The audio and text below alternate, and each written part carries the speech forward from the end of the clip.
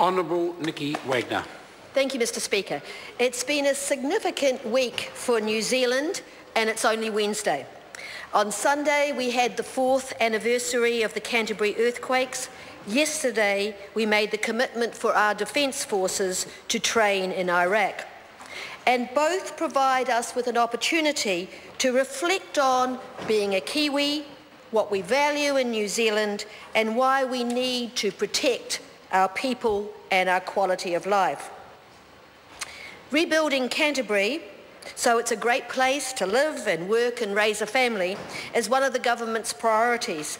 And at the 4th anniversary on Sunday, it gave us an opportunity to take stock of how far we've come. There's a new normal in Christchurch, in Canterbury. What we think about, what we care about, what we do is different now. People are more precious, things less so.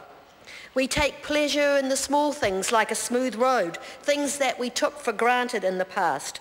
We're more creative, we're more community-minded, and public spaces and events are more popular. Physically, there's huge change in our area.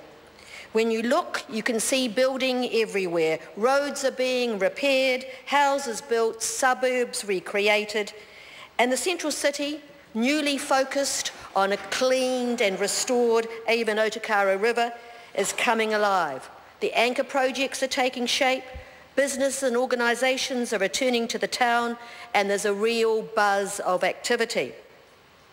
Now, everyone can see the physical rebuild, but what about the people of Canterbury? Everyone has lost someone or something. Everyone has their own experience, their own story, and everyone copes in a different way and at a different time frame. But as Associate Minister of Earthquake Recovery, I'm concerned about the well-being of the community as a whole, how they feel about life. And the latest research, part of the All Right campaign for Greater Christchurch, tells us that fewer people are now worried about having another big earthquake, that significantly fewer people are dealing with the things that happened as a result of the earthquakes.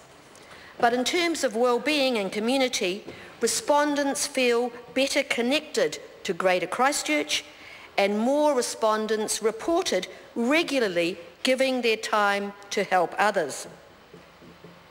And when we compare Christchurch to the rest of New Zealand in the Local Government Quality of Life Survey, across the 6 cities, 82% of people rate their quality of life as positive.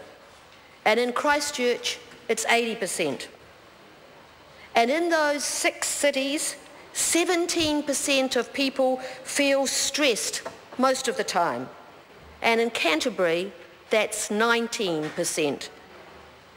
But the stat that I found the most interesting is that across the 6 cities, people tell us that when they have someone to turn to for help if they're faced with serious illness or injury or needed emotional support during a difficult time.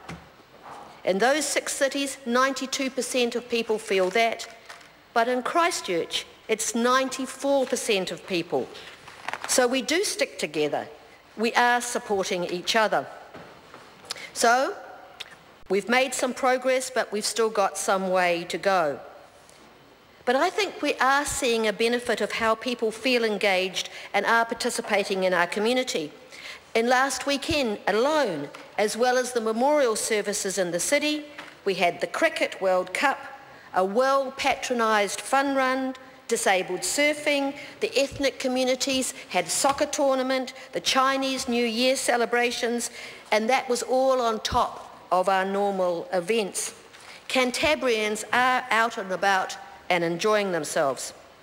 And we're championing creativity and the arts in our rebuild. We have the Gap Filler events, and recently the Spectrum Festival of Street Art, which will make Christchurch the leading city for street art in New Zealand. We've restored the Isaac Theatre Royal, we've got the Court Theatre running, and performances in Hagley Park. There's something for everyone. And while I'm here, I'd like to draw attention to the House to the public consultation on the new earthquake memorial. From an international call for ideas, we got 330 proposals for the earthquake, and 6 of those have been chosen. You can have your say online. Thank you. Good. Chris Farfoy. Mr. Speaker, yesterday in